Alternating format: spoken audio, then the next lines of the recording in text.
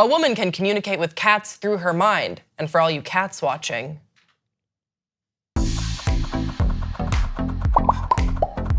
before we get into our next clip, go check out the TYT Audio Network. It's all new and you can listen to all our podcasts at tyt.com/audio.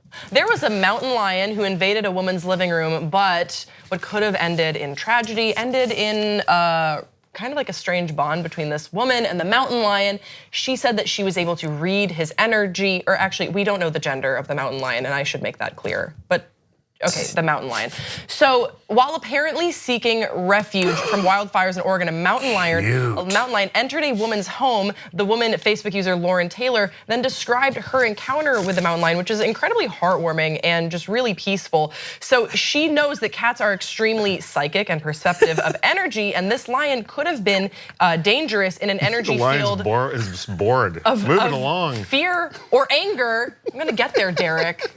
Listen up. Like yawn. It's not me. It's bored. It's yawning while you're reading. This is actually live footage of the mountain lion still in Lauren Taylor's home. Listening to you read about it. So here's how she was able to calm down the mountain lion. When I made a noise, she woke up and looked startled, so I consciously raised my frequency, gazed lovingly into her eyes, and communicated using feline speak, eye blinking, to calm her. It was amazing to realize that this worked. I gazed lovingly, then blinked hard, and then she did it back. Then she went back to sleep. So basically allowing this mountain lion to have safe passage before she would be able to leave and be safe of the wildfires. I know exactly what she's talking about. If you have a cat, you know what you know when you blink at them and they blink back at you, it's you know that they're at peace and calm. Okay, wow, not if you have a cat, not if you have a mountain lion. They're the same family. They're just distant cousins. Okay, so I said one kills. So then when Lauren wanted the mountain lion to leave her home, she did this. She said, I sent telepathic pictures of the routes out of the house via open doors and the route out of the backyard, across the creek, through an open field, and back up into the hills. We got guidance that the way to rouse her and get her to leave her safe spot behind the sofa without panicking was through drumming. We called in native ancestors support and started drumming. She roused and knew what to do, walking out through the open doors, through the yard, across the creek, and through the empty field behind us, exactly as we had shown her. Now, I have a feeling you guys are all gonna be jerks about this story, but I think this is beautiful. I think it's great. What? I think it's great. Oh, okay. This is like the first time we've agreed. You can talk now. I think it's fantastic. I think we need more of this in the world. Yes. I mean, not more wildfires where like more telepathy with animals. I mean, if you got to burn down like a few thousand acres to have a story like this happen, go ahead. So close. Have at it. So close to being on the same page. I like how like half of what she says is like reasonable stuff. It's like, listen, when I saw the mountain lion, I didn't freak out. I kind of made it feel okay, didn't like panic. But then she's like, and then I sent it telepathic. Right, yeah. Like it's Hard just left. as reasonable. Okay.